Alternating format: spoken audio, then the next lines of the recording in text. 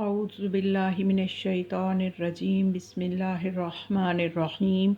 अल्हम्दुलिल्लाहिल्लज़ी जअलना मिनल मुतमस्सिकीन बिविलायति अलीयिन अमीरिल मुमिनीन व औलादिहि ताहिरीन अस्सलातु वस्सलामु अला सय्यिदिना व नबिय्यिना अबिल क़ासिम मुहम्मद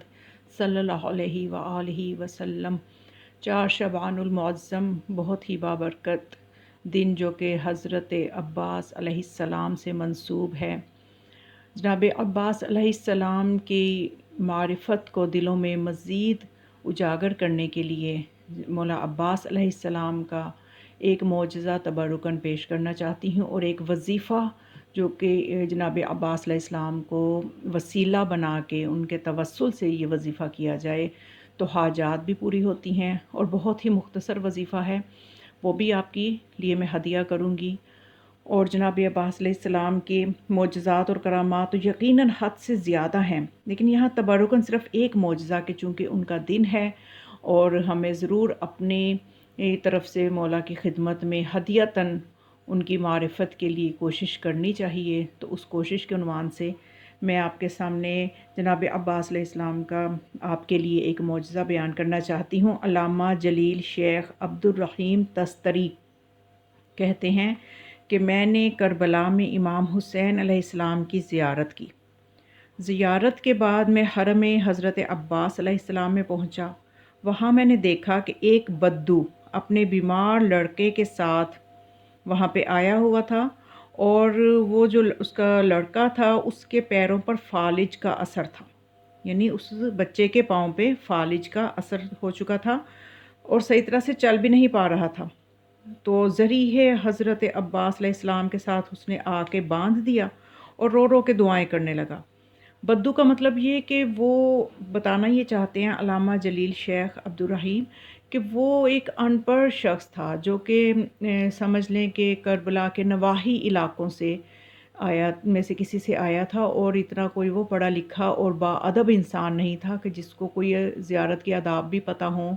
या जिसको कोई इतने कोई शरीयत के मसाइल पता हों, ऐसा नहीं था।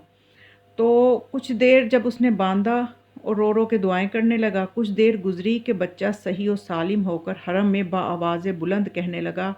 अब्बास अलमदार ने मुझे शिफा दे दी। तो लोगों ने उसको घेर लिया, तबरुकन उसके कपड़े तक फाड़ डाले। और फिर वो कहते हैं कि वो अल्लामा कहते हैं कि मैंने जिस वक्त ये मंज़र देखा तो ज़री के करीब गया और हज़रत से कहा कि आप ना आशनाए अदब की दुआओं को सुन लेते हैं, यानी ऐसा बंदा कि जो अदब से वाकिफ़ ही नहीं है उनकी दुआओं को सुन लेते हैं और हमारी दुआओं को जबकि हमें आपकी मारिफत भी है मुस्तजाब नहीं फरमाते। ठीक है, अब मैं आइंदा आपकी ज़ियारत के लिए नहीं आऊँगा। ये एक बहुत बड़ी बात थी जो उन्होंने हज़रत अब्बास अलैहिस्सलाम की ज़री के पास जाके उन्होंने कही कि जब उन्होंने देखा ना कि एक ऐसा शख्स है कि जिसको इतने आदाब भी नहीं पता, उसकी दुआ फ़ौरन मुस्तजाब हो गई है और मैं अपनी हाजात लेके आया हूँ तो उन पे अभी तक मोहर कबूलियत नहीं लगी। तो जब उसने इतनी बात कही कि आइंदा मैं आपकी ज़ियारत के लिए नहीं आऊँगा, तो वो अल्लामा कहते हैं कि बाद में मुझे ये ख़्याल हुआ कि मैंने गुस्ताखी की है, खुदा से अपनी गलती की माफ़ी मांगता रहा। और जब मैं नजफ़ पहुँचा तो उस्ताद बुज़ुर्गवार शेख मुर्तज़ा अंसारी मेरे पास तशरीफ़ लाए, ख़ुद तशरीफ़ लाए और पैसों की 2 थैलियाँ देते हुए फ़रमाया, लो ये तुम्हारे पैसे हैं जो तुमने हज़रत अब्बास अलैहिस्सलाम से तलब किए थे। एक से अपना मकान बनवा लो और एक से हज कर लो। तो वो कहने लगे कि मैंने यही 2 सवाल हज़रत से किए थे और मेरे अलावा किसी को इन सवालों का पता नहीं था। तो वो शेख कहते हैं कि इस मौका पर फ़रमाया कि मुझे हज़रत अब्बास अलैहिस्सलाम की अता पर तअज्जुब नहीं है, बल्कि हैरत शेख अंसारी पर है कि उन्हें इसकी ख़बर कैसे हुई। यानी देख के दुआ तो मैं हज़रत अब्बास अलैहिस्सलाम के हरम पे करके आया था, तो शेख अंसारी मेरी उसी दुआ को दोहरा रहे हैं और मुझे पैसे उतने ही जो कि मुझे ज़रूरत है वो दे रहे हैं। तो फिर वो कहते हैं क्योंकि साहिब एजाज़ अली के फ़र्जंद से मोजज़ा का ज़ुहूर काबिल तअज्जुब नहीं कि अगर हज़रत अब्बास अलैहिस्सलाम ने मेरी हाजत को सुना और उस तरह से पूरा किया है, तो मुझे इस पे हैरत नहीं, मुझे इस पे हैरत ज़्यादा है कि हर रोज़ के यानी शेख अंसारी जो हैं उन्हें ये इल्म गैब कैसे हुआ, उनके इल्म गैब पर मुझे बहुत तअज्जुब हुआ। और फिर ये मैंने सोचा कि तअज्जुब नहीं करता क्योंकि नूर इलाही से ही मोमिन जो है वो मुनव्वर हुआ करता है। مومن نور الہی سے دیکھتا ہے۔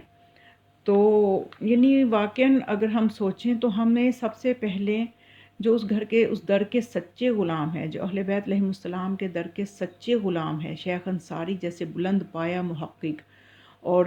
با عمل عالم دین، اور بھی کئی عرفاء اور کئی ایسے بزرگ علماء اور مجتہدین کہ جنہوں نے اپنی زندگیاں اس در کے علوم سیکھنے میں صرف کیں اور ان کو پھیلانے میں صرف کیں، اور اپنی زندگیاں اللہ کے لیے وقف کیں اور دین کے لیے کام کرتے رہے۔ تو ان لوگوں کو پہلے ہمیں سمجھنا چاہیے، جن کو کہ ہم بالکل کبھی علماء کی زندگیوں کا مطالعہ نہیں کرتے۔ تو جب تک ہم اس در کے غلاموں کو نہیں سمجھیں گے تو اس در کے مکین ہمیں سمجھ میں نہیں آئیں گے۔ جب تک ہمیں جناب عباس کے در کے غلام سمجھ میں نہیں آئیں گے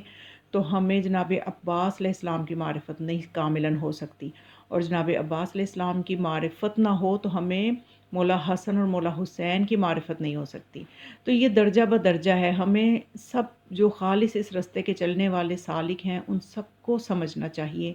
تاکہ ہم اپنی معرفت کو صحیح راستوں میں بڑھاتے ہوئے ان ہستیوں کی معرفت حاصل کریں۔ تو یہ وہ بے شک بہت سے معجزات ہیں جناب عباس علیہ السلام کے۔ تو اب ایک جناب عباس علیہ السلام کے وسیلے سے ایک بہت ہی خوبصورت وظیفہ ہے جو تحفتاً 4 شعبان کے حوالے سے میں آپ کو بیان کرتی ہوں، تاکہ ہم سب جناب عباس سے توسل کرتے ہوئے اپنی مشکلات کو حل کر سکیں۔ تو یہ کتاب الخصائص العباسیہ جو ہے، اس میں یہ درج ہے یہ وظیفہ، جسے حضرت آیت اللہ شیخ محمد ابراہیم کلباسی نجفی جو ہیں انہوں نے اس کتاب کو تالیف کیا ہے۔ تو انہوں نے یہ واقعہ بیان کیا ہے کتاب میں کہ آیت اللہ شیخ مہدی مازندارانی جو ہیں فرماتے تھے کہ جس وقت کوئی حاجت ہو اور مشکل حل کروانی ہو تو وہ اللہ سے حضرت عباس علیہ السلام کے نام سے توسل کرے اور اس وقت تک تکرار کرتا رہے جب تک کہ حاجت پوری نہ ہو، چونکہ بہت مشکل نہیں ہے، تکرار کر سکتا ہے انسان اور اس کی مشکل بھی پھر حل ہو جاتی ہے۔ تو وہ وظیفہ کیا ہے؟ تو آیت اللہ شیخ مہدی مازندرانی جو ہیں وہ یہ فرماتے ہیں کہ 133 بار محمد و آل محمد علیہ السلام پہ درود بھیجے۔ 133 چونکہ جناب عباس علیہ السلام کا جو اسم عباس ہے، اس کے جب اعداد نکالے جائیں تو ان کا مجموعہ 133 بنتا ہے، 133 اتنی مرتبہ درود پڑھے اور پھر 133 مرتبہ ہی یا عباسو یا عباسو یا عباس یہ کہے، اور پھر اس کے بعد پھر 133 مرتبہ محمد و آل محمد علیہ السلام پر درود بھیجے۔ تو یہ اس وظیفے کو ہو سکتا ہے پہلی ہی دفعہ کرنے سے توسل اتنے جو ہے وہ خشوع و خضوع سے ہو تو پہلی دفعہ سے ہی حاجت پوری ہو جائے، تو پھر اگر پہلی دفعہ سے نہ ہو تو آیت اللہ مہدی فرماتے ہیں کہ دوسری مرتبہ کریں، تیسری مرتبہ، جب تک کہ حاجت پوری نہ ہو جائے یہ وظیفہ کرتے رہیں۔ اور یہ کوئی اتنا لمبا وظیفہ بھی نہیں ہے اور نہ ہی اس پہ کوئی زیادہ وقت لگے گا۔ تو جناب عباس کے در سے یقیناً کوئی مایوسی تو نہیں ہے، یہ خدا کے مقرب ہیں اور خدا کے لیے کچھ بعید نہیں ہے کہ ان ہستیوں کا جب واسطہ دیا جائے تو خدا ان کو پورا نہ کرے۔ وہ ضرور پورا کرتا ہے، جب خدا کے مقرب بندوں کے وسیلے سے اللہ سے جب مانگا جاتا ہے وہ ضرور دعائیں پوری کرتا ہے۔ تو جناب عباس علیہ السلام کے صدقے سے خداوند متعال ہمیں دین کی حقیقی معرفت عطا فرمائے، اور جناب عباس علیہ السلام کے صدقے سے ہمیں صحیح طرح سے اپنے دین پہ عمل کرنے کی بھی توفیق عطا فرمائے۔ السلام علیکم ورحمۃ اللہ وبرکاتہ۔